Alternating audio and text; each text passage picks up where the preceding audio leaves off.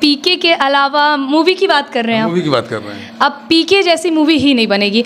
देखिए, मुझे लोगों से उतनी दिक्कत नहीं जितनी हमारे वहाँ बैठी हुई सरकार से दिक्कत है। आप एक पत्रकार होने के बावजूद भी एक सनातनी के लिए इस तरह बात प्रखर रूप से करने, मुझे आपके मुँह से ये सुन के ज़्यादा गौरवान्वित महसूस हो रहा है। 90 के दशक के बाद, गुलशन कुमार की मौत के बाद ये सब कुछ खत्म हो गया है। एक मूवी आई थी राम तेरी गंगा मैली, बहुत पुरानी मूवी थी। उसमें क्या दिखाया गया,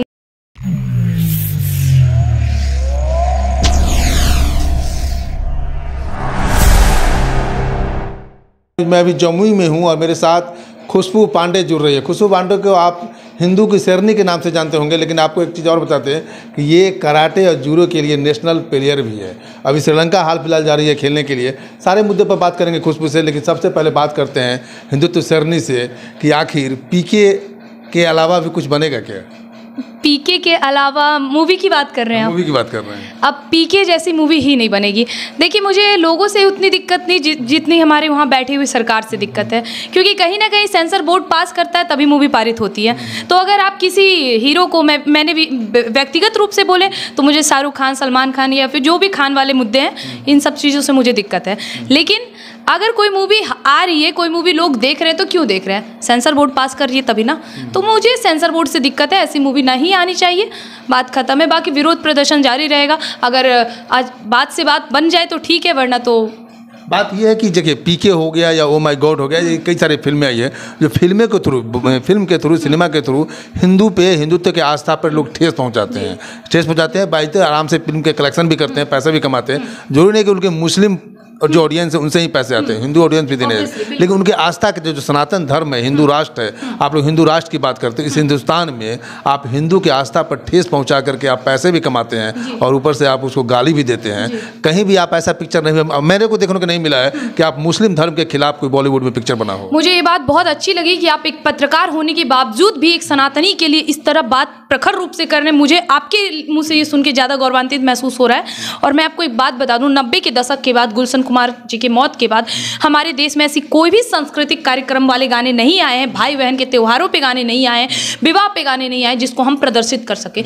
90 के दशक के पहले जिस बॉलीवुड को हम जानते थे पूर्ण लिबास की वजह से, 90 के दशक के बाद, गुलशन कुमार की मौत के बाद ये सब कुछ खत्म हो गया है। एक मूवी आई थी राम तेरी गंगा मैली, बहुत पुरानी मूवी थी। उसमें क्या दिखाया गया, गंगा नाम की एक लड़की थी जो गंगा के किनारे जाती है, एक पंडित से मदद मांगती है जिसने भगवा वस्त्र धारण कर रखा है।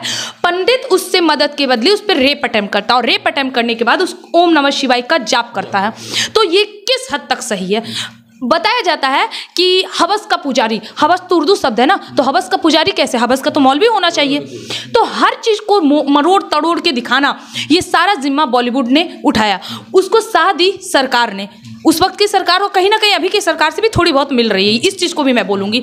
और उससे भी ज्यादा हमारे देश के सनातनी, ये पीके मूवी हिट हुई या जो भी मूवी हिट हुई, इसको हिट करवाने वाले क्या केवल 35% थे? नहीं, हम चारों वर्ण थे, हम पूरे के पूरे हिंदू समाज, सनातनी समाज थे। तो जब तक हमारे अंदर जागरूकता अपने धर्म को लेकर नहीं आएगी, तब तक ऐसा चलता रहेगा।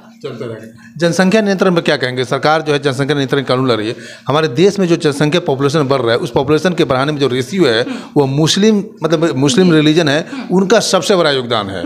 जो हम एक बार पढ़े थे कि उनका जो परसेंटेज एग्जैक्ट मुझे याद नहीं है, लेकिन जो जनसंख्या बढ़ रहा है उनको बढ़ाने में मुस्लिम संप्रदाय का बहुत बड़ा योगदान है। और किसी भी देश को डेवलपमेंट, विकास करने के लिए जनसंख्या पे कंट्रोल होना बहुत जरूरी है। अब देखिए, एक तरफ बात करते हैं कि जब से मोदी आया तब से बेरोजगारी बढ़ा। क्या पहले बेरोजगारी नहीं थी? पहले भी थी, लेकिन दिक्कत ये थी कि पहले किसी एक विशेष समुदाय का पेट भरा जा रहा था, चाहे वो आतंकवादियों द्वारा भरा जाए या उनके द्वारा भरा जाए, जिसका भारतीय जनता पार्टी आने के बाद जिसे जेल में बंद किया गया, उम्र कैद दिया गया, फांसी दिया गया, उन लोगों के द्वारा भरा गया। लेकिन भरा गया है हमेशा। इन लोगों पे प्रहार करना, जब हम सीए की बात करते हैं, जब हम एनआरसी की बात करते हैं, जब हम सिविल कोड की बात करते हैं, जनसंख्या की बात करते हैं, हमारे देश के लोगों को क्यों बुरा लगता है? हम गाली जिहादियों को देते हैं, रोहिंग्या को देते हैं, तो इस देश के मुसलमानों को क्यों बुरा लगता है? और इस देश के मुसलमान अगर इतने ही सही है तो आइए समर्थन करिए। हमारे देश में इतनी बेरोजगारी भरी है, आप बोलिए कि हम नहीं पैदा करेंगे, क्योंकि सबसे ज्यादा ठेका तो इन्होंने ले रखा है ना। देखिए, कोई गलत बात नहीं है।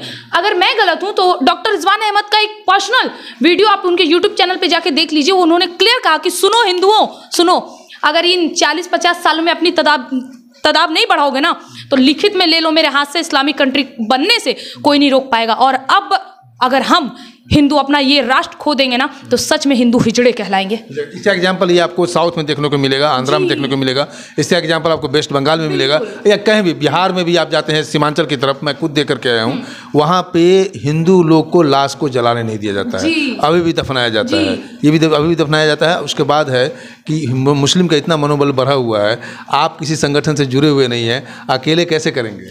सर देखिए, मुझे ऐसा लगता है सच्चाई का सामना करना और सही के साथ जब कोई इंसान होता है तो वो अकेले ही होता है, और शुरुआत दौर में उसे लोग यही कहते हैं यार पागल है, आज है कल खत्म। लेकिन सच्चाई यही है कि भले साल भर पहले इस देश के लोगों ने खुशबू पांडे को जाना, लेकिन मेरा इतिहास गवाह है, मेरे गाँव आए और यहाँ के लोगों से अच्छे से पूछ लें कि मैं हिंदुत्व का परचम तब से लहरा रही हूँ जब से बच्चे ना, छोटे छोटे बच्चे कहते हैं ना चड्डी और पैंट में घूमते हैं, मैं तब से हिंदुत्व के बारे में कह रही हूँ। लेकिन लोग ने मुझे आज जाना, अकेले हूँ, मुझे पता है अकेले मुझे ये काम करना पड़ेगा। रानी लक्ष्मीबाई भी अकेले ही थी जब उन्होंने ये नारा लगाया था मैं अपनी झांसी नहीं दूंगी, तो मैं अपना ये राष्ट्र भी किसी को नहीं दूंगी और हिंदू राष्ट्र बनाऊंगी और अखंड भारत भी बनाऊंगी। हिंदू राष्ट्र कब लक्ष्य है? हिंदू राष्ट्र का लक्ष्य जब इस देश के जो भी बीच वाले हिंदू है ना, बीच वाले समझ रहे हैं ना, वो हिंदू जब पूर्ण रूप से सामने आए, खड़े हों। आपको पता है अगर मेरा समर्थन करने वाले अगर कोई उतरेंगे तो मैं ऐसे आंख बंद करके भरोसा करूंगी। कौन होंगे पता है? कोई नेता, कोई पार्टी, कोई विशेष समुदाय के लोग, कोई जातिवाद। मेरा डॉक्टर रिजवान अहमद से पर्सनली बात होता है और वो मेरे समर्थन में रहते हैं हमेशा। डॉक्टर तारिक फतेह, आप जाके मेरे ट्विटर पे देख लें, बाकायदा मुझे फॉलो करते हैं, मैं उनको फॉलो करती हूँ। यहाँ देश में दिक्कत ये है कि मुझे किसी और से नहीं, अपने लोगों से दिक्कत है। अपने लोग ही, अभी बागेश्वर धाम का भी आपने सुना होगा कितना मुद्दा चल रहा था, उन्होंने भी एक चीज बात कही, सब यही क्यों कहते हैं कि तुम मेरा साथ दो मैं तुम्हें हिंदू राष्ट्र दूंगा। आखिर क्यों? इसका मतलब तो यही है कि भाई हम साथ नहीं दे रहे हैं। हिंदू एक सनातनी जब खड़ा होता है तो उसका पैर खींचने वाला कोई और नहीं, सनातनी होता है। एक आतंकवादी अगर अल्लाह अकबर का नारा लगा के बम फोड़ता है तो हजार मुसलमान, एक कोई मुसलमान अल्लाह अकबर का नारा लगाता है, आतंकवादी अल्लाह अकबर का नारा लगाता है, बम फोड़ता है, तो चाहे वो गलत हो सही हो पूरा समुदाय एकजुट हो जाता है। लेकिन एक कोई जय श्री राम का नारा लगा के बाबरी मस्जिद जाएगा तो उसका समर्थन नहीं करेंगे लोग। लेकिन अगर आज मेरा खुशबू पांडे का समर्थन कोई करेगा तो मुझे इस देश के एक ही व्यक्ति विशेष पे भरोसा है, वो है हमारे देश के ऋषि मुनि साधु संत, उसके अलावा किसी पर नहीं। बागेश्वर बाबा धाम की चर्चा कर रहे थे, जब वो ऊपर उठने लगे तो उनके रास्ते में कई सारे अरंगे खड़ा होने लगे। क्या कहेंगे, क्या लोग मतलब उनको ऐसा नहीं करना चाहिए क्या? नहीं, बिल्कुल करना चाहिए। अब वो किसी साथ जोर जबरदस्ती तो कर नहीं रहे, जैसे कश्मीर में हुआ था, जैसे मुगलों ने करा था कि या तो तुम इस्लाम अपना लो, है ना, या तो अपनी बहन बेटियों को यहाँ छोड़ के जाओ, या फिर तुम मर जाओ। ऐसा तो उन्होंने कुछ नहीं कहा। सीधा बात है भाई, आप सनातन धर्म को समझें, गीता को पढ़ें, रामायण को पढ़ें, महाभारत को पढ़ें, वेद पुराण पढ़ें, इसका मतलब समझें कि स्त्री को क्या दर्जा दिया गया है। उसके बाद आप सनातन धर्म में आना चाहे तो आएँ, अन्यथा आप स्त्री हैं, हमारे लिए पूजनीय हैं। आप किसी भी मजहब में रहें, हमारे लिए उतनी ही पूजनीय रहेंगी। कोई किसी के साथ जोर जबरदस्ती नहीं, सामने बुलाया गया। और यही चीज़ लोगों को खटक रही है। वो लफ्ज़ जिहाद करें, वो हमारी बहन बेटियों को के टुकड़े करे, वो हमारी बहन बेटियों को जला दे, कोई दिक्कत नहीं, कोई बात नहीं यार, प्यार है, होता है।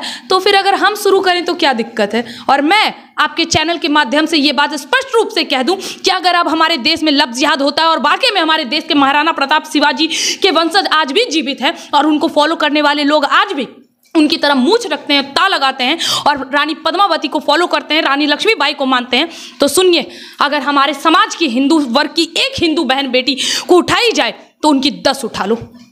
लव जिहाद की बात कर रहे हैं, आप लड़की हैं, लव जिहाद पर क्या कहेंगे? जब ये हाल फिलहाल 35 टुकड़े हुए हैं दिल्ली में, तो आप लड़की को क्या संदेश देंगे? जो लड़की, आज की लड़की सोशल मीडिया के थ्रू बहकावे में आ जाती है, फेसबुक से प्यार मोहब्बत करना शुरू कर देते हैं, फिजिकली मिलते नहीं है, उसके बाद नेक्स्ट स्टेप लेते हैं, बाप माँ के खिलाफ हो जाते हैं। अच्छा, मैं भी तो लड़की हूँ ना, 21 साल उम्र हो रही है मेरी, मुझे भी ये सम्मान करना चाहिए, मुझे भी बहकाना चाहिए ना। मुझे भी ऐसे इंस्टाग्राम पे आते हैं, अरे बाप ये वो, मुझे भी ऐसा जो भी नॉर्मल, जो मेरे साथ ऐसा क्यों नहीं हो रहा? अगर आप अपने आप को बर्बाद करना चाहोगे तो आपको रोकने वाला कोई नहीं होगा। और इसमें सबसे महत्वपूर्ण जिम्मेदारी अगर किसी की है तो वो है हमारे देश की लड़कियों के परिवार वालों की, उन सनातनी परिवार वालों की, जिसने कभी हमारा इतिहास उठा के उन बेटियों को नहीं पढ़ाया। हाथ में उन लोगों को चूल्हे चौके करने के लिए दे दिए जाते कि बेटा तुम करो और पढ़, चलो ठीक है, पढ़ाई लिखाई हुआ तो हुआ, घर का काम में करो और उसके बाद तुम्हारा शादी कर दिया जाएगा, है ना। लेकिन ये भूल जाते हैं कि हमारे देश की बेटियों ने अगर 16 श्रृंगार किया है तो इसी देश की बेटियों ने युद्ध भूमि में जाकर युद्ध भी किया है, और अगर युद्ध में हारने की नौबत आई तो अपने आप को जलाने वाली भी हमारे देश की बेटी थी। उन लोगों का इतिहास ना पढ़ाने की बदौलत आज हमारे देश की सनातनी बेटी इन सब चक्करों में पड़ रही है। और अभी भी मैं कह रही हूँ, जैसा हश्र इन सभी लड़कियों का हुआ है, अगर अभी भी किसी सुषमा, किसी सुमेधा का बॉयफ्रेंड या जिसको वो अपना पति परमेश्वर मान चुकी है कोई मुसलमान है, तो तुम्हारा भी हश्र यही होगा। अगर जीवित बचना चाहती हो और ब्रेकिंग न्यूज़ नहीं बनना चाहती हो और अपने माता पिता की आंख में आंसू नहीं देखना चाहती हो, तो हाथ जोड़ती हूँ, उसे काट कर मेरे साथ आओ, मुझसे संपर्क करो, समर्थन में मैं खड़ी होंगी, जुबान देती हूँ, तुम्हें एक कुछ चूक नहीं होने दूंगी।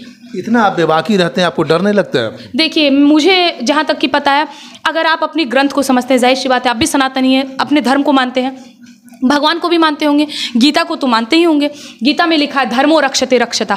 अगर आप धर्म की रक्षा करते हैं तो धर्म सदैव आपकी रक्षा करेगा। लेकिन यदि आप राम के नाम का ढोंग कर रहे हैं तो आपके हृदय में हमेशा डर बना रहेगा। मैं ढोंग नहीं कर रही हूँ, मैं महादेव की भक्त हूँ, पूर्ण रूप से कह रही हूँ, पूर्ण रूप से सनातनी हूँ, और मैं हर एक चीज़ को फॉलो करती हूँ सनातन धर्म से रिलेटेड। मुझे किसी प्रकार के डर की आवश्यकता नहीं, क्योंकि मैं धर्म के लिए खड़ी हूँ। मुझे भरोसा है मेरा धर्म हमेशा मेरे साथ खड़ा होगा। आपकी सुरक्षा में कोई रहते हैं क्या? नहीं, ऐसे कुछ नहीं, मैं अकेली हूँ। चाहती हैं क्या सुरक्षा?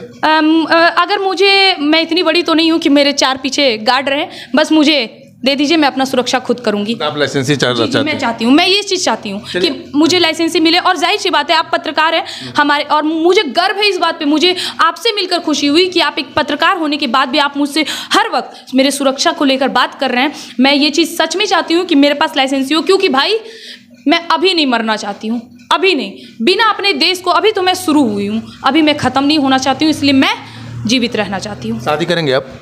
अरे बिल्कुल, क्यों नहीं, एक समय आएगा तो बिल्कुल करेंगे। धर्म के सर, हाँ बिल्कुल, सनातनी धर्म के अनुसार। एक सवाल और करते हैं, शायद आपके दिमाग में नहीं होगा या बहुत लोगों के दिमाग में नहीं होगा। हम लोग बच्चे में किताब में पढ़ते थे गौ से गणेश, अब गौ से गमला हो गया। इसके पीछे आप जानते हैं क्या लॉजिक है? वैसे आपको थोड़े दिन पहले याद है केजरीवाल का एक भाषण था कि गांधी जी की तस्वीर हटा के वहाँ लक्ष्मी और गणेश की तस्वीर लगा दिया, है ना। वो केंद्र के हाथ में है, वो कर सकती है, लेकिन जो केजरीवाल के हाथों में वो करे ना, ये गौ से गधा भी पढ़ाने के लिए तैयार हो जाएंगे, लेकिन गौ से गणेश नहीं पढ़ाएंगे। इनकी दिक्कत यही है, मानसिकता भी यही है। ये हट क्यों गया? हट कब गया? पहले तो गौ से गणेश ही था। हाँ। तो ये कौन मानसिकता लाया? कौन, क्या लगता है ये कौन सी प्रवृत्ति थी जो 70 साल से राज कर रही थी? ये दूरदर्शन न्यूज, दूरदर्शन के नीचे सत्यमेव जयते लिखा हुआ था ना, हटाने वाली, सत्यम शिवम सुंदरम हटाने वाले कौन थी? कांग्रेस पार्टी थी ना। हमारे देश को इस्लामीकरण करने वाली कौन थी? इंदिरा गांधी की जब मृत्यु, इंदिरा गांधी नाम तो देख रहे हो, इंदिरा, इंद्र से यानी संस्कृत शब्द, और जब उनका डेड बॉडी था तो सामने राहुल गांधी और राजीव गांधी ऐसे किए पड़े थे। तो कौन सा धर्म फॉलो कर रहे हैं? खुद को जन उधारी बताते हैं, है ना।